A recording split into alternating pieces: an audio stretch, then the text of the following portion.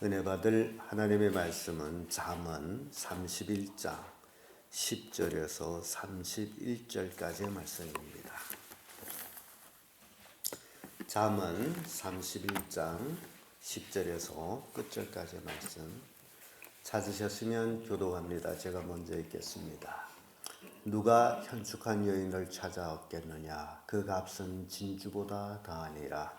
그런 자의 남편의 마음은 그를 만나니 선을 찔지 아니하겠으며 그런 자는 살아있는 동안에 그 남편에게 선을 행하고 악을 행치 아니하느니라.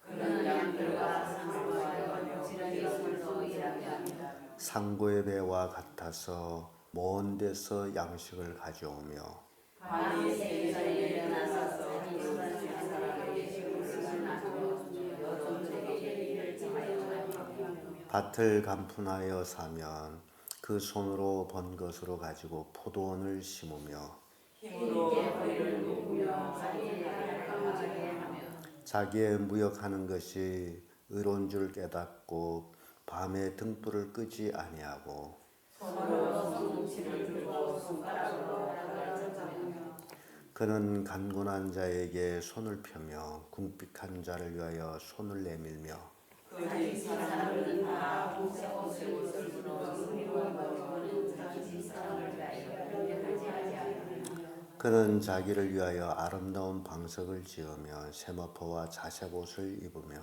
그의 남편은 그 땅의 상주와 함께 성문에 앉으며 사람들이 인정을 받으며 그는 배로 옷을 지어 팔며 띠를 만들어 상고에게 맡기며 능력과 종교로 옷을 삼고 부위를 웃으며 입을 열어 지혜를 베풀며 그 혀로 인내의 법을 말하며 자기가 자리를 살피고 게을리 얻은 양식을 먹지 아니하나니 그 자식들은 일어나서 살해하며 그 남편은 칭찬하기를 겉에는 이 여자가 많으나 때는 모든 여자가 뛰어나나 하느니라. 고운 것도 거짓되고 아름다운 것도 헛되나 오직 여호와를 경외하는 여자는 칭찬을 받을 것이라.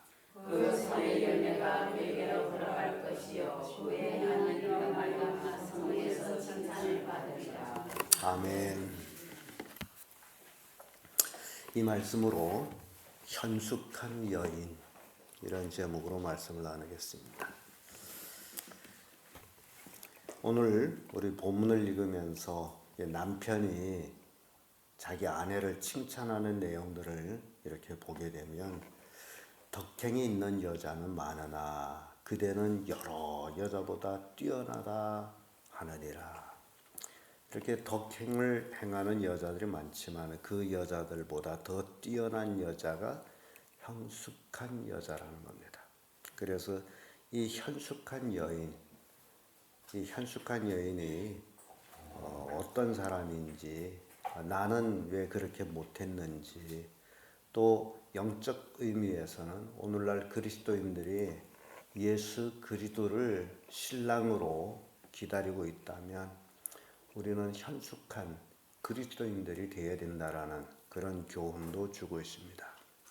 그래서 이 땅에서 현숙한 여인이 그리 많지는 않다라고 표현하고 있는데 오늘 우리 이 말씀을 통해 가지고 우리 스스로가 또 현숙한 여인이 될 수 있도록 또 그런 교훈을 받기를 바랍니다.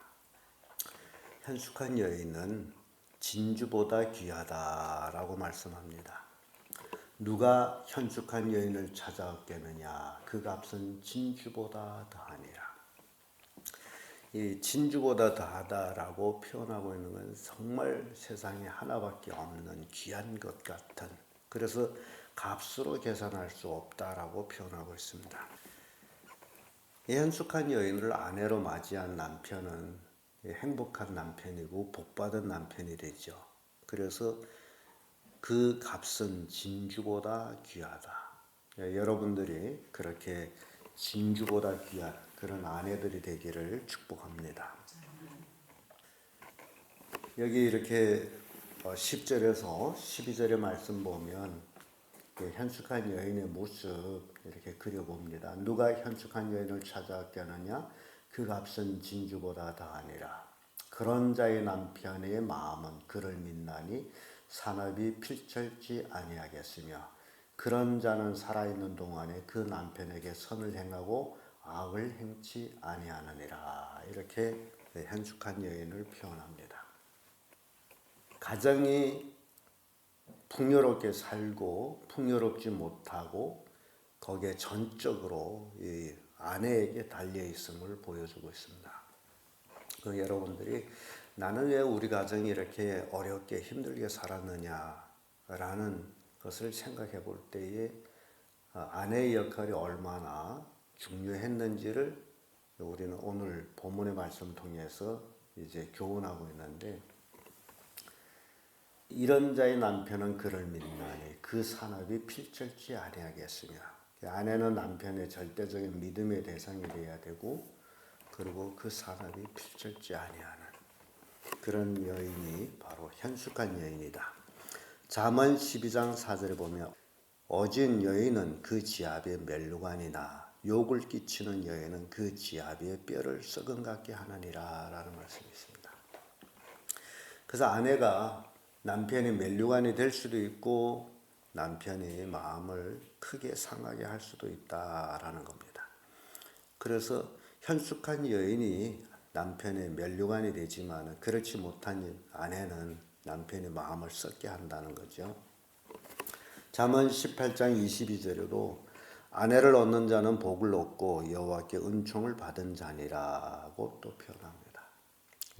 그래서 왜 이런 말씀이 나오느냐 했더니 잠언 19장 4절에 집과 재물은 조상에게서 상속하거니와 슬기로운 아내는 여호와께로 말미암느니라고 표현합니다. 그래서 이 결혼이라고 하는 것은 남자가 여자가 만나가지고 자기들끼리 좋아서 결혼하는 그런 것이 아니고, 이 결혼이라는 것은 하나님의 축복 속에서 이루어져야 돼요. 오늘날 가정에 문제가 많이 생기는 원인 중에 하나가 신앙이란 개념이 없이 겉모습만 보고 이렇게 결혼하는 청춘 남녀들이 참 많습니다. 그래서 결혼하고 나서 얼마 안 돼서 가정이 파괴되는 것이 또한 기수부지입니다. 그래서 가장 중요한 것은 하나님으로 인해서 아내를 얻는 자는 복된 자다라는 거예요. 자기 눈에 이뻐서가 아니고 하나님이 이제 짝지어 주시는 그런 여인이 됩니다. 룻기서 3장 11절 보면 내 딸아 두려워 말라. 그런 말씀이 나오죠. 내 딸아 두려워 말라. 네 말대로 내게 다 행하리라. 내가 현숙한 여인인 줄을 나의 성읍 백성이 다 아느니라. 룻에 대한 평가입니다. 룻은 실제적으로 이방 여인으로서 시어머니를 따라온 그런 과부임에도 불구하고 보아스가 또 베들레헴 성 사람들이 룻을 뭐라고 평가해요? 현숙한 여인이다. 그러니까 보아스 입장에서 과부라고 보는 게 아니라 현숙한 여인이라고 보는. 그렇기 때문에 보아스는 그를 아내로 취해가지고 결국 그로 통해서 왕가가 태어나게 되는 모습들을 보게 되죠. 그래서 이 현숙한 여인, 어떤 여인인지를 여러분들 룻기서를 보면서 룻이 시어머니에게 어떻게 했는지를 또 여러분들이 찾아보면 알아요. 아무것도 먹을 것 없는 그런 상황 속에서도 시어머니를 따라오면서 시어머니 백성이 내 백성이 되고 시어머니 하나님이 내 하나님이 될 것이다. 지금 여인들 같으면 거지 같은 시어머니를 언영 버리고 다 도망쳤겠죠. 젊은 여자이기 때문에. 그런데 룻은 그러지 않았어요. 이삭 죽기 하면서까지도 시어머니를 공경하는 모습을 이제 우리가 보게 됩니다. 그래서 이런 현숙한 여인은 뭐보다 귀하다? 진주보다 귀하다. 그걸 우리에게 보여줍니다. 두 번째로 현숙한 여인은 가족을 풍요롭게 합니다. 13절에서 22절까지의 말씀인데 13절부터 이렇게 쭉 보면 그는 양털과 사물 구하여 부지런히 손으로 일하며. 현숙한 여인은 뭐 하는 거예요? 부지런히 일하는 거예요. 세월을 허송하지 않습니다. 상고의 배와 같아서 먼 데서 양식을 가져오며 밤이 새기 전에 일어나서 그 집 사람에게 식물을 나눠주며 여종에게 일을 정하여 맡기며 가정의 모든 사물을 감당해서 하는 모습 봅니다. 새벽 일찍 일어나서. 그러니까 이 잠언 31장 10절에서 31절까지의 말씀은 시대를 구분하지 않고 상관없이 이 땅에 살아가는 여인들이라면 다 이런 사람이 되어야 된다라는 것을 교훈하고 있는 내용입니다. 그래서 세월이 암만 흘러도 이 말씀은 변하지 아니하고 현숙한 여인이 어떤 삶을 사는지를 보여주고 있는 겁니다. 밤이 새기 전에 일어나며. 요즘 애들은 늦잠 자느라고 난리 나죠. 그런데 그렇게 늦잠 자던 애들이 결혼해가지고도 새벽 일찍 일어나겠습니까? 그러니까 가족에서부터 이런 교양들이 이루어져야 돼요. 애들이 너무 늦잠을 자가지고 밤새도록 딴짓하고 그리고 아침에는 일어나지 못하고 그게 요즘의 애들의 모습입니다. 밤이 새기 전에 일어나서 그 집사람에게 식물을 나눠주며 여종에게 일을 정하여 맡기며 밭을 감품하여 사며 그 손으로 번 것으로 포도원을 심으며 힘으로 허리를 묶으며 그 발을 강하게 하며 자기의 무역하는 것이 이로운 줄을 깨닫고 밤에 등불을 끄지 아니하고. 새벽에 일찍 일어날 뿐만 아니라 밤늦게까지 뭐 하는 거예요? 가족을 위해서 일을 하고 있는 거예요. 요즘은 밤늦게까지 텔레비전을 보며 완전히 다르죠. 손으로 손뭉치를 들고 손가락으로 가락을 잡으며 열심히 일하는 뭐 그는 강건한 자에게 손을 펴면 궁핍한 자를 위하여 손을 내밀며 그 집 사람들은 다 홍색 옷을 입으며 눈이 와도 그 집 사람을 위하여 두려워하지 아니하며 겨울이 와도 두렵지 않죠. 먹을 것이 충분하고 입을 것이 많으므로 그는 자기를 위하여 아름다운 방석을 지으며 세마포에 자색 옷을 입으며. 그 현숙한 여인은 스스로 자기가 열심히 일함으로 인해서 자기 아름다운 방석을 만들고 있음을 보여줍니다. 그래서 이 가족을 풍요롭게 하는 것이 누구의 손에 달려 있는 거예요? 여자의 손에 달려 있는데 오늘날 많은 여자들은 남자가 돈이 많냐 없냐 그걸 생각하죠. 결혼할 때도 잘 사느냐 못 사느냐. 근데 자기는 뭐 하겠다는 거예요? 그걸 써먹겠다는 거 아닙니까? 그러니 현숙한 여인은 아니죠. 결혼은 돈하고 아무 상관없이 두 사람이 결혼해서 읽어가게 되면 그 대는 충분하게 읽어갈 수 있다는 사실입니다. 그런데 일하기 싫어하기 때문에 돈을 바라보고 돈이 많으냐 적으냐 잘 사느냐 못 사느냐. 근데 성경은 그걸 말씀하지 않고 이렇게 현숙한 여인은 스스로 열심히 일해서 자기 손으로 번 것을 가지고 포도원을 심으며 자기 손으로 하는 거예요. 힘으로 허리를 묶고 그 팔을 강하게 하며. 그러니까 열심히 자기가 가족을 위해서 풍요롭게 함으로 자기의 힘을 키워가고 있는 모습 봅니다.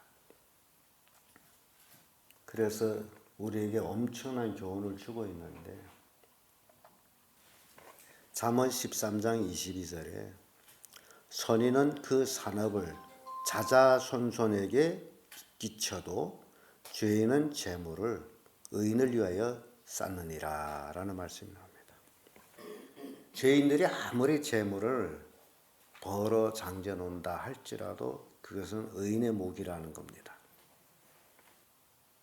잠언 14장 1절에는 무릇 지혜로운 여인은 그 집을 세우되 미련한 여인은 자기 손으로 그것을 허느니라.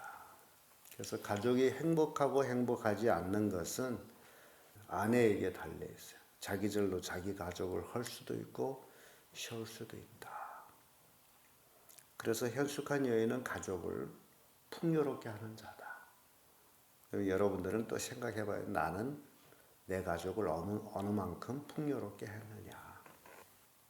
우리에게 엄청난 교훈을 주고 있습니다. 끝으로 현숙한 여인은 남편의 위상을 올려주는 자입니다. 남편이 얼굴을 떨어뜨리는 게 아니라 높여주는 거예요. 23절에서 31절까지 말씀을 이렇게 보게 되면 그 남편은 그 땅의 장로들로 더불어 성문에 앉으며 사람이 아는 바가 되며 이렇게 나와요. 현숙한 여인으로 인해서 남편은 성문에 앉는다. 성문에. 그래서 사람들에게 알려진 바가 된다. 대단한 말씀이에요. 이 성문이라고 할 때는 그때 당시에 문화적으로 모든 중요한 일을 결단할 때, 토론하고 상의하고 결정할 때에 이 성문에 앉는 사람들을 통해서 결정이 되는 거예요. 그러면 상당히 계급적으로 얘기하면 높은 관직을 가진 것과 같은 거예요. 그래서 중요한 겁니다. 성문에 앉아요. 장로들로 더불어 성문에 앉아요. 또 현숙한 여인은 배로 옷을 지어 팔면 띠를 만들어 상고에게 맡기고 능력과 종기로 옷을 삼고 후일에 웃으며 이렇게 현숙한 여인은 남편을 높여 놓다 보니 이제 자기에게 웃으며 그 열매를 자기가 먹는 거예요. 뿐만 아니라 26절을 보세요. 이 집에 이 아내의 중요성이 얼마나 큰지를 입을 열어 뭘 베풀며 지혜를 베풀며 그 혀로 인내의 복을 말하며. 이게요, 여러분들이 이제 아내 입장에서 자식들한테 도대체 어떻게 했는지를 한번 생각해 보면 돼요. 지혜는 어디에 있는 겁니까? 지혜가 어디에 있어요? 하나님께 있지 않습니까? 그러면 오늘날 그리스도인들이 그 하나님의 지혜를 내가 가지고 그 지혜를 자식들한테 베풀었느냐 말이에요. 이 가족에서 여자의 위치가 얼마나 중요한지를 오늘 본문에서 우리에게 교훈하고 있습니다.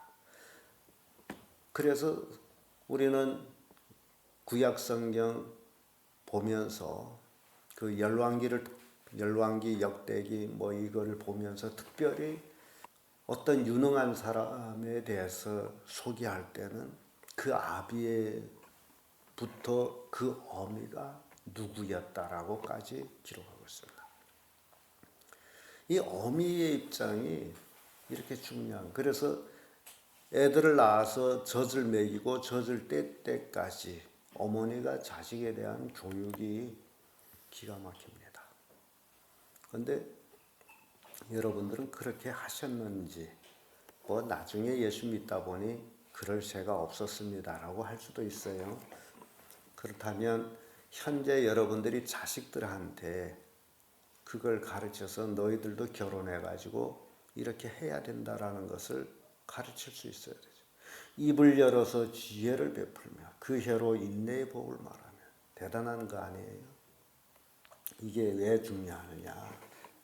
이 사람이 사는 거는 가족 중심으로 살아가고 있기 때문에 가족에서의 위상, 어머니는 어머니의 위치에 있고 아버지는 아버지의 위치에 있고 자식은 자식의 위치에 있는데 이것이 바뀌어지면 안 되는데 오늘날 이것이 많이 바뀌어져 버렸어요. 자식이 최고의 위치에 올라가 버렸어. 이거는 쌍놈 문화입니다. 가족에서 자식이 최고라고 할 때는 쌍놈 문화예요. 여러분들이 손주가 최고라고 생각하면 그건 쌍놈 문화입니다. 어른이 최고지 어떻게 손주가 최고가 돼요. 그러니까 양반집 문화에서는 그게 있을 수가 없는 거예요. 좋은 음식이 있으면 먼저 할아버지, 할머니, 아버지, 엄마, 그 다음에 니에. 그런데 좋은 게 있으면 누구 입에 들어가야 돼? 네가 먹어. 이게 뭘 얘기해? 집에서 이미 그렇게 했다는 거예요. 좋은 건 다 너가 먹어. 우리는 쓰레기만 먹는 구멍이야? 기계 잘못된 거야. 위치가 잘못된 거야.